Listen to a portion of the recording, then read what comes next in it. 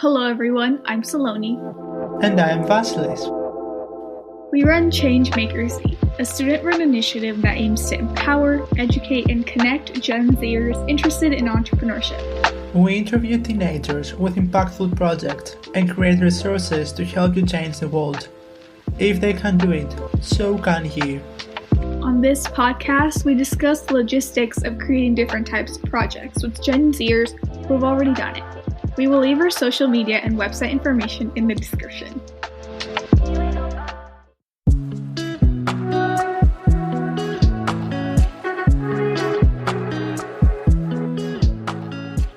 Welcome everybody to another episode of the GenZ Rise podcast.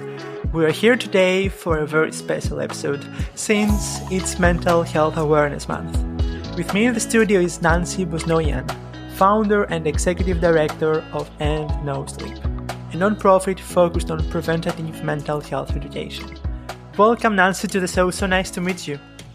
Thank you so much for having me. I'm so glad to be here today. Definitely for Mental Health Awareness Month, so it's really exciting. It's really exciting. To begin with, we're used to the term mental health, but usually we're lost in the translation of the meaning of that term. I'm saying that because maybe sometimes we can see this term around social media channels, announcements of products from big companies like the latest campaign for the Apple Watch fitness program. But I think that most of us, we don't really know what mental health really is. Which are your thoughts on that? I have a lot of thoughts on that. I think especially recently, since the nonprofit had really had a transition, I think an incredible doctor in the field of mental health talks about this, and his name is Dr. Daniel Amen, and he talks about rephrasing the term mental health to brain health.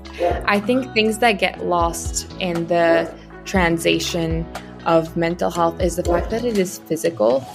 A lot of times when we think about mental health, it's almost non-tangible. But it's the opposite. I mean, your neurons, your thoughts are physically happening in your brain, and through brain scans, you're actually able to see physically what's going on in your mind. And I think a lot of times also the stigma around the topic comes from being able to say, oh, just think positively, just change I your totally thoughts. understand. Yeah, so I think it's really important to focus on the physical aspect of it. And it's,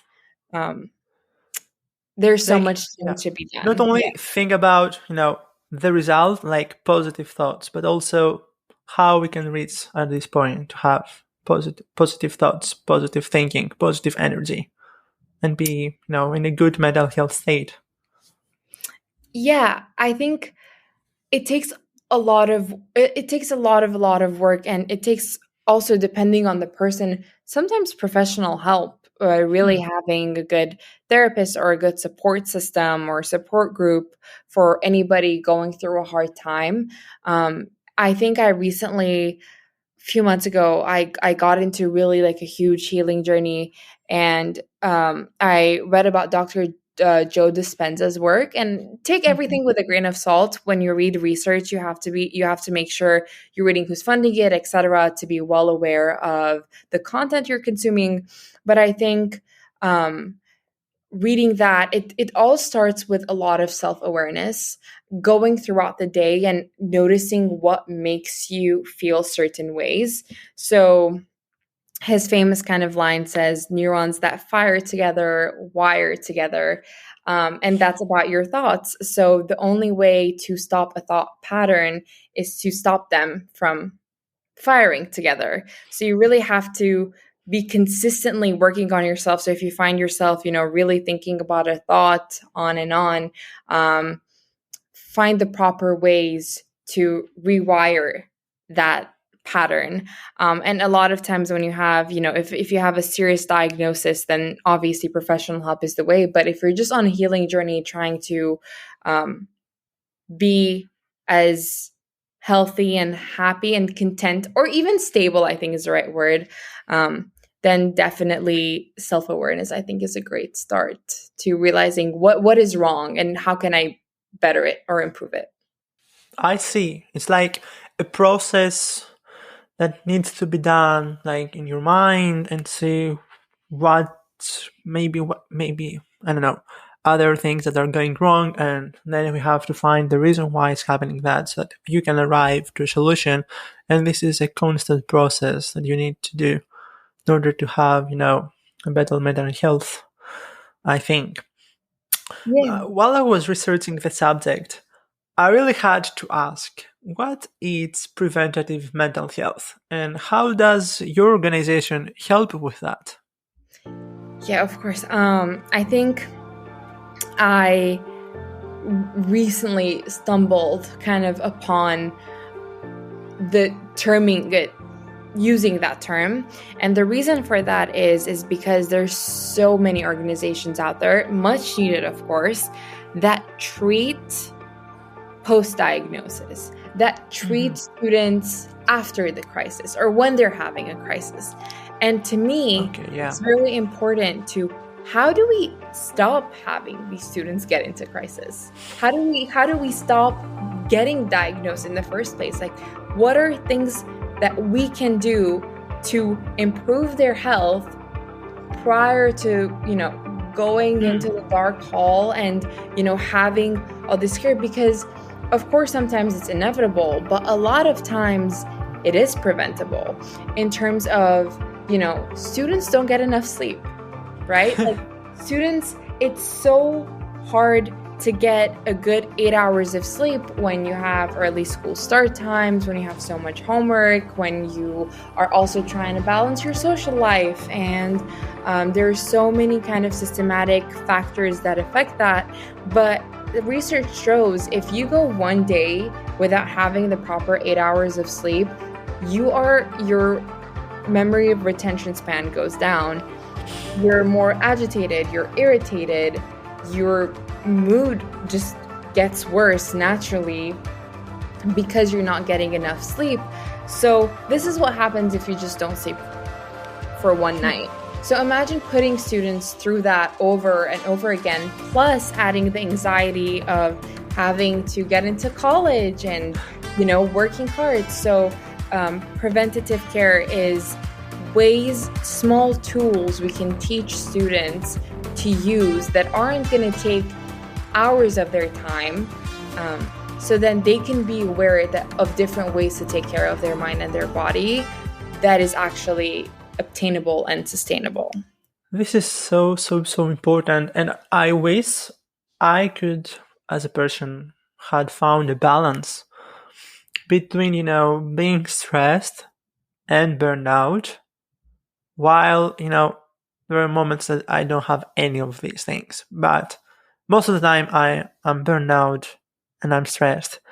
Maybe because I have confidence, and on the next time I don't have confidence in myself. I think that this is going to be the worst thing that will happen, maybe on an exam or for a result, or I don't know what could provoke all this stress. Maybe because while I was growing up, and maybe it's the same for other people, I was trying, not to follow a specific path, but I wanted, I had some goals, and these goals needed a check next to the checkbox. So when you're trying to achieve all of these things, in the end you forget that there is also someone else. This person is you, that you have forgotten. You have forgotten maybe to maintain him, to be in a good health, to be in a good mental health. And we should never forget that. And so having really preventative mental health, I think this is a great tool. And thanks so much for touching on on these tools. Yeah, and I wanted to add to what you said, because I think that is so important. And one thing that through being part of this process that I've learned recently, because I've struggled with my mental health immensely, which is why I'm a huge advocate for it, because I'm kind of was a victim of it for a while and trying to figure out that path. But again, I was so privileged to have a great support system throughout, is that when we're trying to achieve goals that are from outside of us, that are external, right? When you're trying to grow your podcast or trying to grow the nonprofit and trying to get good grades at school, is like you said, we forget who we are and like to take care of us. But one thing I've learned to stay healthy and to stay balanced is you first have to prioritize yourself rather than the external goals. And that sounds counterintuitive, but if you take time every day for 30 minutes and do one thing that genuinely makes you happy. That could be just spending time with, I don't know, for me, it's like spending time with my dog or going on a run or going on a walk. Instead of doing homework, it will actually give you more energy and momentum to continue with that. And then I think the second misconception throughout this process is like once you're doing well, then it's just straight. You're going to do well all the time. All And the time. that's not true. Even if you do all the right things, you might have bad days. So that's okay too. And just be patient with yourself. Definitely. Um, so what should we expect from Gen Z since it's Mental Health Awareness Month?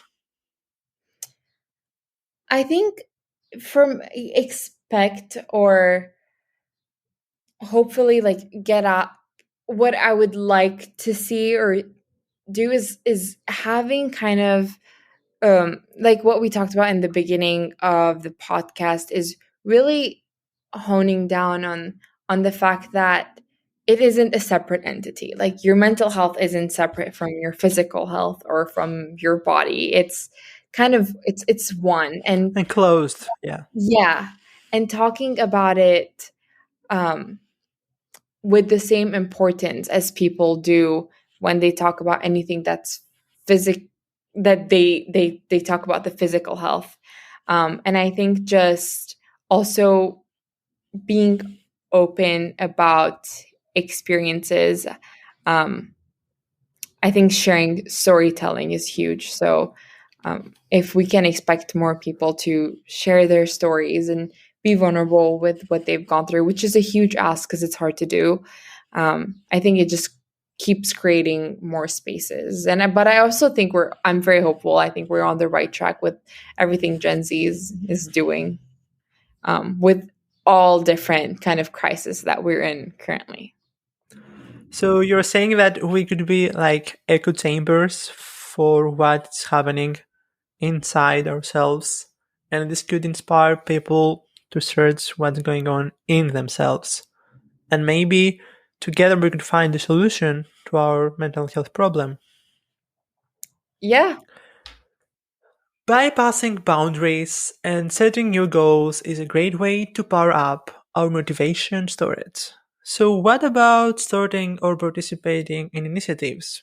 I think it's very different for everybody, but I think setting goals outside of work. For example, I think maybe for athletes it would be the opposite. For example, setting goals that I think you think are impossible to achieve, and I will share a personal experience. I started running, so I'm training for half a marathon, and that has nothing to do with my work or like my professional life.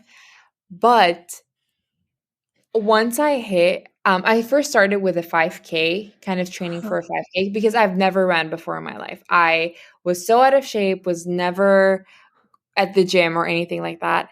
And the day I hit the 2 mile mark, I felt I could achieve anything in my life.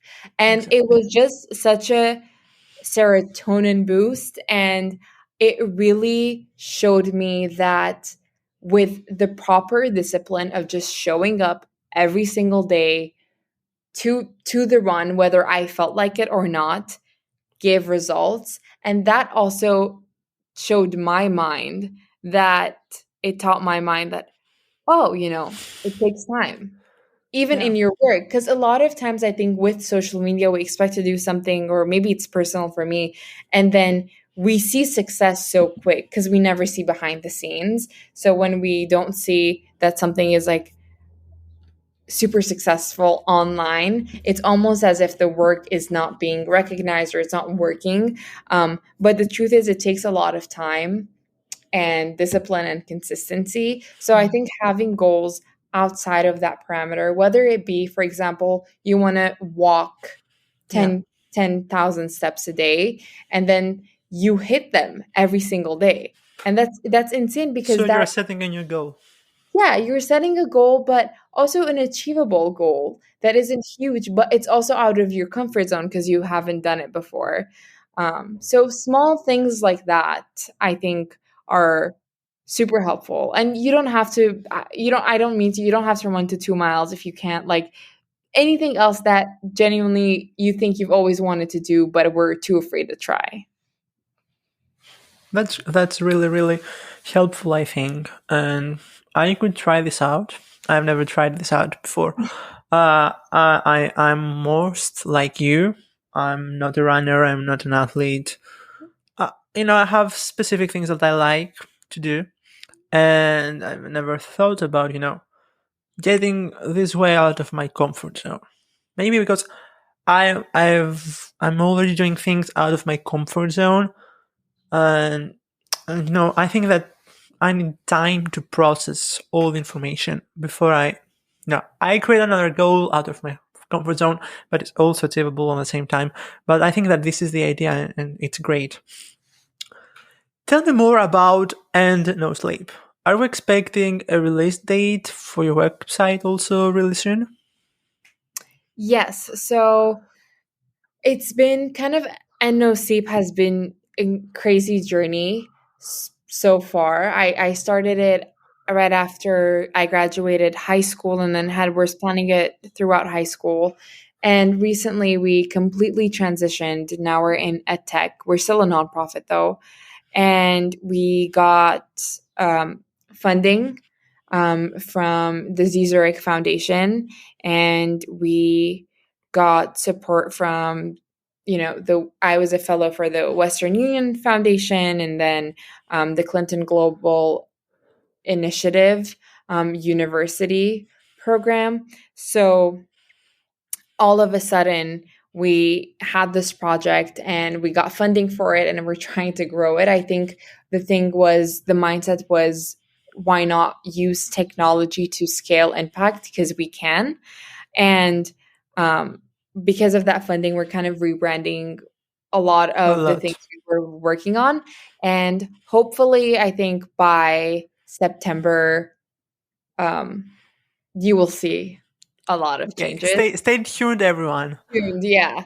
But yeah, it's been really exciting, and I can't wait for the program to launch in high schools, and see the impact, and try to measure of what we can do to really help students feel better. It's really, the stats in the United States are really, really upsetting to witness and see. So any way we can figure out how to lower these stats with depression, anxiety, and suicide scores, suicide rates, then that's the goal. You talked about technology, so you're thinking about, I don't know, you're creating an application, you're creating a platform. How is this going to work?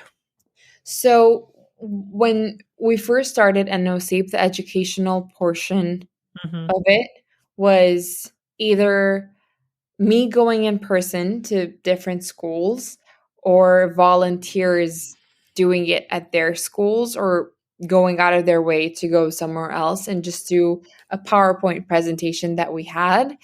And um that it's not hard to do. It's very much doable, but there's so many obstacles to that, because if you're a startup and you're a nonprofit, then you need, volunteer insurance, because the volunteer wearing your logo, like representing Yeah. you, should be insured anywhere they go. And then you have, the physical, being the transportation of people. And then with our board members, we're thinking, oh, let's, do the presentations via Zoom. And then we kind of had this the switch of, what, why not build an online curriculum? Hmm. Why not build an online curriculum, and all we have to do is Interactive literally, platform. yeah, apply. Like, all we have to do is just send a link to high schools, and then clicking it, they're able to access what we're doing. And this makes the process of serving or educating many more students at a much quicker and faster rate. So I think right now is a great time to use technology, but we also need funding. I mean, we're very lucky that we're able to get funding. And I know that with building these like online platforms, it's not cheap, it's expensive if you want to build a great one. So I think we need to make funding more accessible to nonprofits trying to enter the tech space. Yeah, I understand. Like, it needs time, it needs money. Well, it needs, a well-organized team and also the right people to work with to build such a platform. I'm a programmer. I know part of this stuff. Like, I was building a platform for about a year, and we released about 3 major updates. We literally rebranded everything 3 times. It was an e-commerce site at the moment, and the whole process, talking with investors, talking with the people that they're using, taking the feedback, make sure that everything works, it's not an easy task. For a startup especially, it's not easy at all. So I'm wishing you good luck to this terrain. Fingers crossed that everything will be ready to launch on September and see this growth that everybody's waiting for. Thank you. I'm excited. So is there anything else you would like to share with us today? I think if I would say one thing about kind of mental health, sleep, preventative care, is just that it affects your life in more ways than just your mood. So please prioritize it. It can affect your gut health. It can affect like all other parts of your physical health, your migraines, all of that. So make sure to prioritize yourself first. Try to seek help when needed, and don't lose hope if you don't heal right away or you don't feel great right away. It takes time. But yeah, I'm so grateful to be here, and thank you so much for having me. Alright, thank you so much for being with me today, Nancy. I think that this marks the end of today's episode. We had such a great conversation about preventative mental health, as well as how mental health is important for our lifestyle, what we can do to improve it, and how different actions or activities can help us to achieve that goal. It was so great having you on the show. And guys, I have so exciting news to share with you today. We just reached a milestone for our Changemaker app. We arrived at approximately 500 installs for the App Store and approximately about 40 installs on the Play Store. And I really didn't expect to be that way when we started this project back a year ago. And this means a lot to us, so thank you everybody that installed the Changemaker app. And for those who doesn't know what exactly the Changemaker app is, it's an interactive online app which is available both on iOS and Android devices, on your computer or on your personal tablet, where you can find the latest episodes from Changemaker and the GenZ Rise podcast, insights about how you can have a better mental health, like the conversation that we had today with Nancy, as well as contact directly from our friends at thread.com, the Zen Coach company. Thank you everybody for joining us today, but until next time, do not forget to change the world. Bye!